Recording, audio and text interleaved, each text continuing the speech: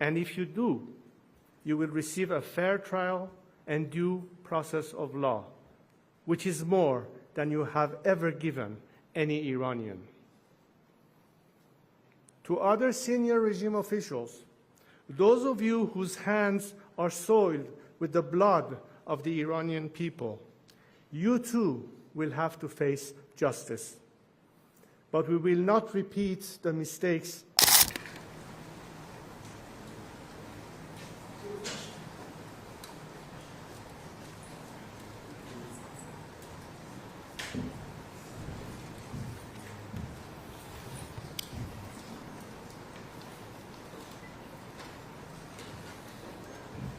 The regime is ultimately what people fear the most. They want to make sure that at the tail end of all this regime actually collapses, which is what I mean by saying don't throw it another lifetime. This regime is on its way down. People know it. And the biggest fear is, what if this regime was to survive? That's why I keep saying this regime must go. The only solution for Iran's liberation and for peace is for this regime to be no longer there. This is an opportunity in front of us. So we are doing what we can as Iranians fighting this brutal regime.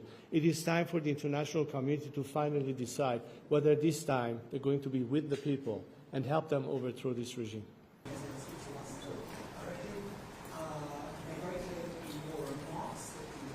If America or Israel had to respond under whatever threat, ultimately they have to recognize that by a change of regime, everything changes. So it's not that they need to advocate for regime change.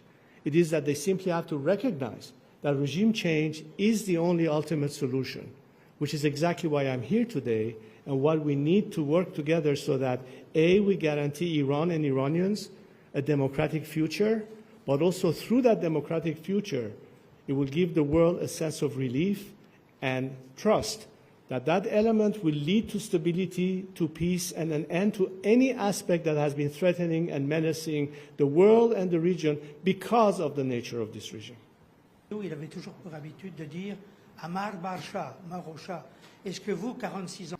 All these moments, all these movements that people have tried to fight and died for, fighting an unequal war against an extremely repressive regime, now the regime is even weaker than it was yesterday, because two other instruments, one that incarcerates them, another one that strikes them, is being eliminated.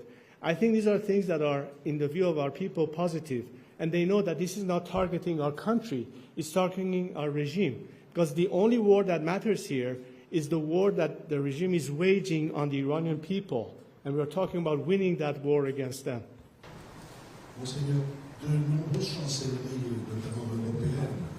I'm stepping in to lead this transition. I don't believe I need a title to play that role. The important thing is to be someone who can galvanize the nation, unite as much as possible the majority of democratically minded secular forces within the opposition and the political spectrum, as I mentioned. But most importantly, how can we, post-collapse, step into that phase of transition, working together, of course, with many elements who are in Iran today, who will be joining us in that effort to make sure that we can stabilize the transition phase. According to suggest that people are more clearly opposed at this stage to the war than they are to the... I have a direct message for Ali Khamenei. Step down, and if you do, you will receive a fair trial and due process of law, which is more than you have ever given any Iranian. To other senior regime officials, those of you whose hands are soiled with the blood of the Iranian people, you too will have to face justice. But we will not repeat the mistakes in other failed transitions. Or even a hastily constructed nuclear weapon? I'm sorry, I didn't understand the first part.